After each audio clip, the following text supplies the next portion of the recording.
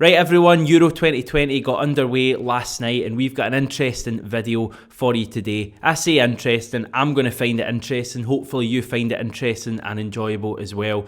Basically, what we're going to do is we're going to run through every single country that has taken part in Euro 2020 and pick out the best Celtic player ever to have come from that country. Now, they don't have to actually have played internationally for the country, they just have to have a passport from that country and hopefully have been half decent for Celtic. Although, as you will find in about 5 or 10 minutes, we do have slim pickings for some countries. In fact, I've kind of clickbaited you a little bit because we don't actually have an option for all 24 Euro 2020 countries. There are 2 countries that have never supplied a player to Celtic that I could find anyway. North Macedonia and Hungary. You are on the banned list, fellas. But for the other 22 countries, we have at least had one Celtic player playing for them. We're going to go through them all, pick out the best Celtic player. I will probably make mistakes in this. My research took about 6 or 7 hours in total over the last couple of weeks. I've been wanting to do this video for a long while, so if I make any mistakes, just pretend it never happened.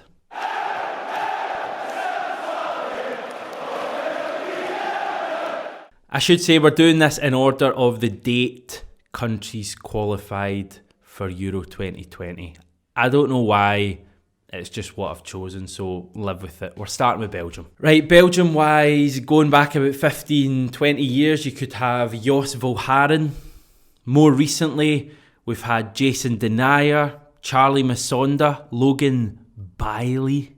I never quite worked out how to say his surname. It sounds like it should be Bailey, but it's obviously not Bailey. Bolly Bolingoli. I mean, he's still technically on our books. Will he make an impression next year? I've not gone for any of those players. You can probably guess who I'm going for. It's actually someone who is going to be part of Belgium's squad for Euro 2020, may even feature a wee bit. It's Dedryck Boyata. He did kind of split opinion a little bit in his time at Celtic. He was certainly prone to the odd mistake. I remember notable ones at Ibrox and at home to Bayern Munich. But in general, he was a pretty solid player, I think. He certainly had all the attributes to be a good defender, and without going into more lazy journalism like yesterday's video, would he really be in the Belgium squad if he was all that bad? It's Dedryck Boyata, that's who I'm going for. The second team to qualify for the Euros was Italy. Most recent player from Italy to play for Celtic was the goalkeeper Leo Fassan. If you're going all the way back to 1944 to 1948, you could have Rolando Ugolini. The 3 most well-known Italian players to play for Celtic over the last 20-25 years.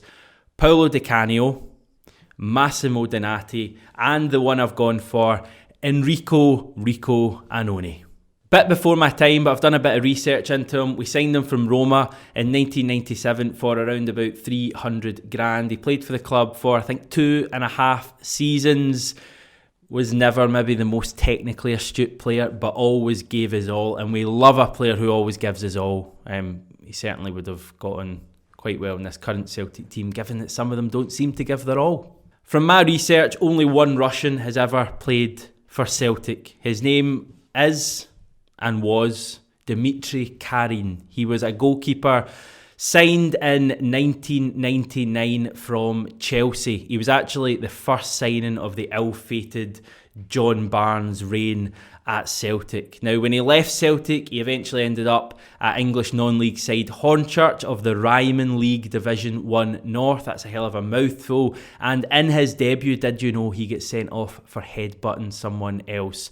That is a pretty big fall from grace in a short period of time for a guy who played at Euro 92, Euro 96 and also the World Cup in 1994.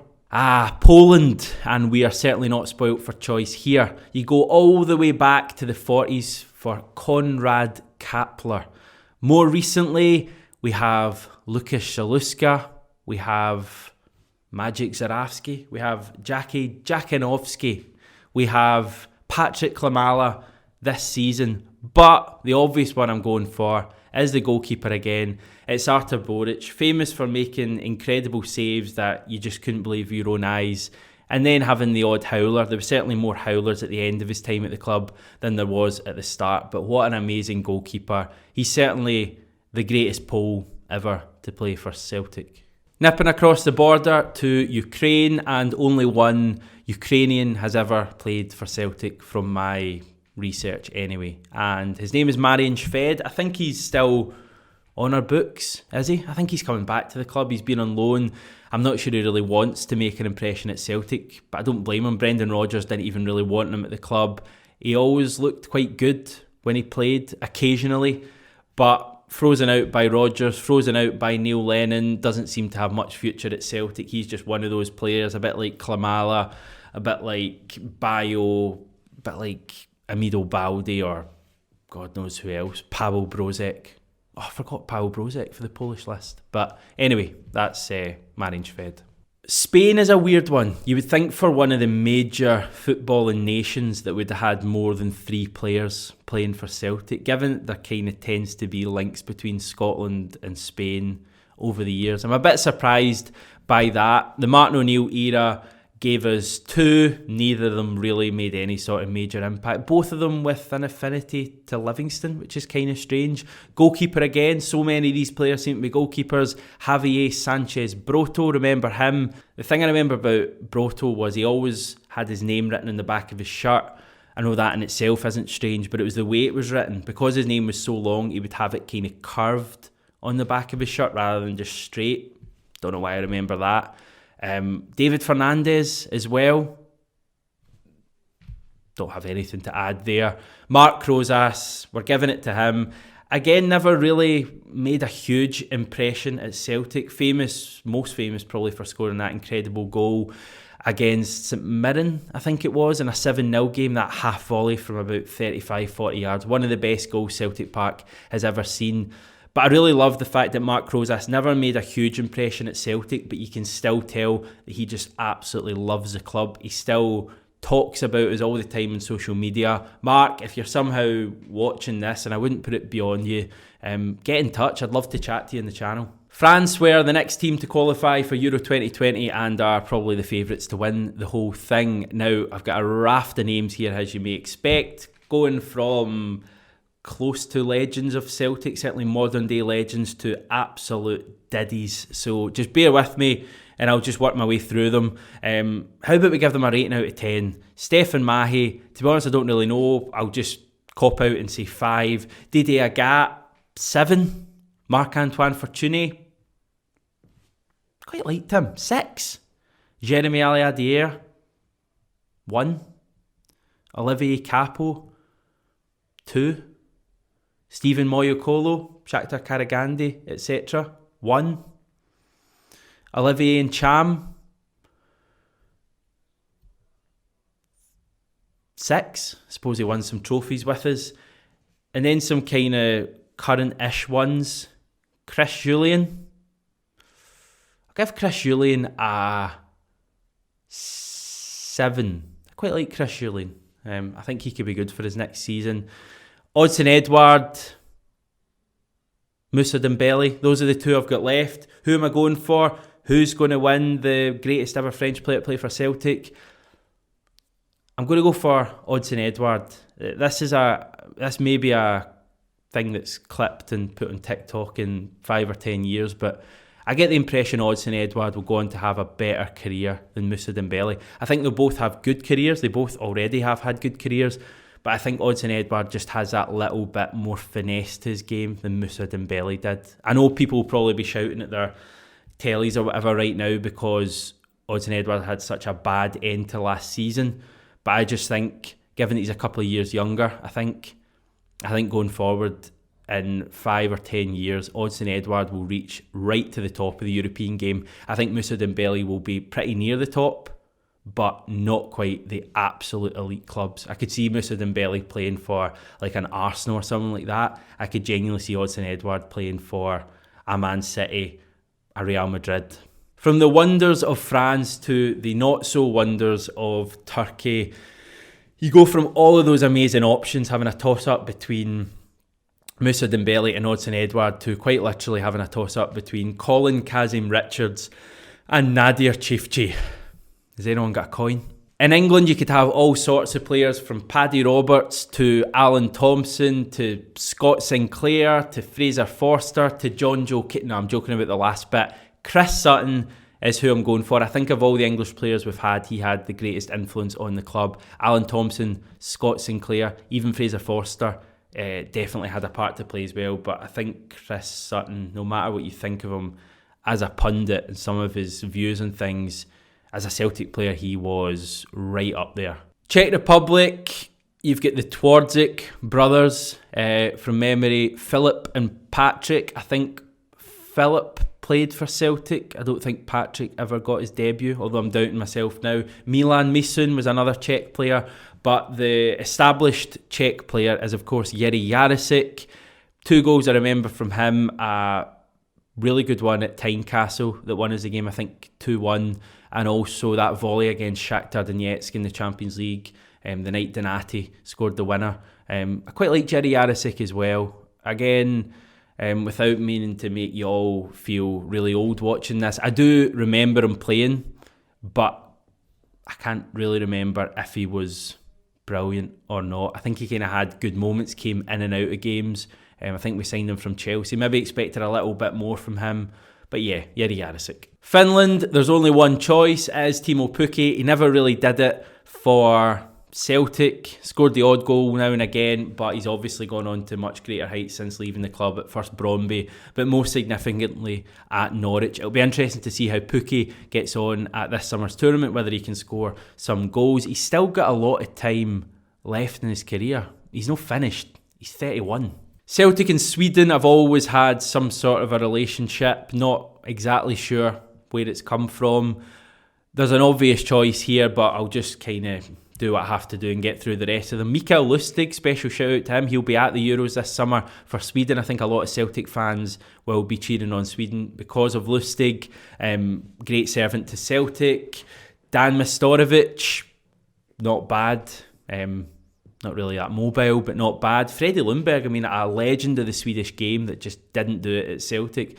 Probably didn't help that he was about 45 when he came to the club and Neil Lennon gave him his debut at Berwick Rangers from memory. That probably didn't serve him right. Magnus Hedman, yeah. Johan Mjällby, another really good servant for Celtic. But of course, there is only one man who is going to win this. He could score dramatic late European goals. He could score free kicks. He could score penalties. He could score headers. He could do absolutely everything. And his name was John Guidetti. No, Henrik Larsson. Need I say any more? It was always going to be Larsson.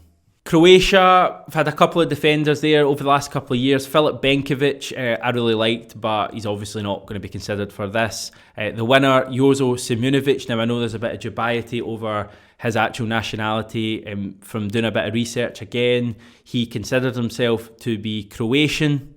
He wanted then to play international football for Bosnia and Herzegovina, although when he was actually called up by Bosnia and Herzegovina, he kind of had a U-turn, and he said that he wanted to give his all for Croatia and that he couldn't play for another country. So by that logic, I'm considering Jozo as Croatian, and while he wasn't exactly a roaring success as a Celtic defender, we paid a fair bit of money for him. That week when he just seemed to score goal after goal, including the 67th minute goal, wearing the number 5 in the back of his shirt a few days after Billy McNeil had died. That was pretty amazing. I mean, talk about writing your own script and things just falling into place. And for that one reason, and a few others, we're going for Jozo. Got through that and I didn't even mention the tackle. Pretty easy one for Austria, given that there's only one Austrian ever played for Celtic from my recollection, and it was last season. Was it last season? Well, depends the way you're doing time now. It was Neil Lennon's first permanent second stint. What? The first full season of Lennon's second tenure. That was marginally better. Moritz Bauer, legend has it that he could play the piano. He could fly planes. Those are actually both true. His only real problem was that he wasn't that good at football, even though he took the longest throw-ins that I've ever seen. I guess that's just what happens when you play for Stoke. Netherlands and Celtic, another match made in heaven. Here's some names for you. Jeremy Frimpong, Doris de Vries, Glenn Loovens. Edson Braafheid, who somehow went from being absolutely horrendous at Celtic to playing in a World Cup final about 3 or 4 weeks later. Evander Snow, Bobby Petta, Pierre. 2 left that I've not mentioned.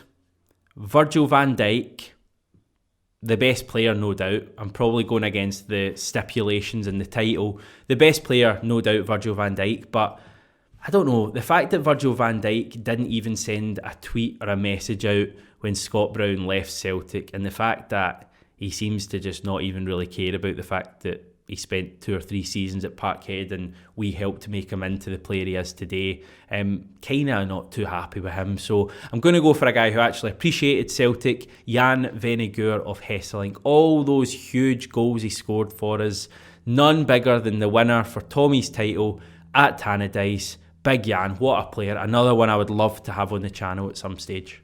Germany-wise, we just have a raft of players who made a huge influence at the club. I mean, do they come any bigger than Jeremy Toljan? Oh yes, they do. Marvin Comper. I mean, talk about that. 2 Andreases as well.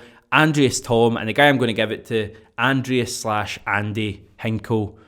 Basically, he was the Christopher Ayer of the Tony Mowbray season, the one who came out of it with a little bit of credit that you could actually say, well, at least he tried, at least he ran about. Portugal, George Cadet. Switzerland has an absolutely shocking quartet of players to offer us.